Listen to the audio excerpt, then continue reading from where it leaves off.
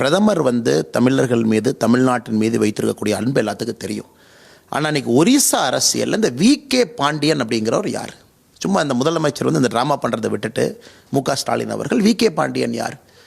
இன்றைக்கி ஒரிசாவில் எப்படி தமிழ்நாட்டில் நாளைக்கு இன்னொரு மாநிலத்தில் ஒருத்தர் வந்தால் ஏற்றுக்குவாங்களா?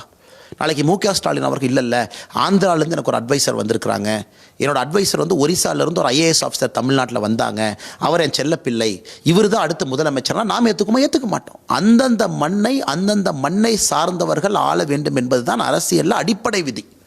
ஸோ இந்தியாவோட பிரைம் மினிஸ்டராக இருக்கிறவங்க இந்தியராக இருக்கணும், தமிழ்நாட்டுடைய முதலமைச்சராக இருக்கிறவங்க தமிழனாக இருக்கணும், கர்நாடகாவுடைய முதலமைச்சர் கன்னடிகனாக இருக்கணும், ஆந்திராவுடைய முதலமைச்சர் தெலுங்காக இருக்கணும். ஆனால் இன்றைக்கி பிஜு ஜனதாதள் கட்சியில் பிஜேடியில் என்ன நடக்குது? எங்கேயோ இருந்து வந்த வி.கே. பாண்டியன், அவருடைய கேடர் வேறு, பஞ்சாப் கேடர் நினைக்கிறேன், அப்புறம் ஒரு ஒரியா பொண்ணை திருமணம் செஞ்சு ஒரிசா கேடருக்கு வர்றார். அதன் பிறகு கிட்டத்தட்ட நிழல் முதலமைச்சராக இத்தனை காலமாக ஒரிசாவில் அவர் தான் கண்ட்ரோல் வச்சுருக்கார். ஒரிசாவில் டிஜிபி போய் இவரை பார்க்கணுமா, சிஎம்ஐ பார்க்க முடியாது, டிஜிபியும் வி.கே. பாண்டியனை பார்க்கணும்.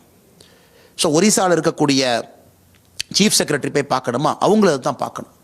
இத்தனை ட்ராமாவை செஞ்சுட்டு இன்றைக்கி இவங்க பிரதமர் பிரதமர் சொல்வது ஒரிசாக்காரங்க ஒரிசாவை ஆளட்டும், இந்த பேக்டோரில் வரக்கூடிய பியூரோக்ராட்ஸுக்கெல்லாம் நாங்கள் மதிப்பளிக்க போவது கிடையாது, அதான் பிரச்சாரம். ஸோ அப்போ வி.கே. பாண்டியனை பற்றி சொல்கிறது தமிழர்கள் மீது குற்றச்சாட்டா? அந்த சாவி எங்கேங்கிறது தான் கேள்வி. அந்த சாவி வி.கே. பாண்டியன் அவர் கையில் இருக்கா, அது யார் கையில் இருக்கிறது அப்படிங்கிறது தான் நமக்கு பதில் தேவை. அதனால் முதலமைச்சர் மு.க. ஸ்டாலின் அவர்கள் குழம்பி போய் கிடக்கிறார். எங்களுடைய முழு பிரச்சாரத்தையும் பார்த்தா அவருக்கு தெரியும் ஒரிசாவுடைய அரசியல் எப்படி இருக்குது, யார் கையில் இருக்குது, அங்கே வி.கே. பாண்டியன் என்பவர் யார். அவரை சடனாக கொண்டு இவர் தான் நம்பர் 2ன்னு கொண்டு உட்கார வச்சுருந்தா எப்படி அவருக்கு எனக்கு என்ன தெரியும்? அவருக்கு அங்கே பிறந்தவரா, அங்கே வாழ்ந்தவரா, அவர் அதை பார்த்துருக்காரா?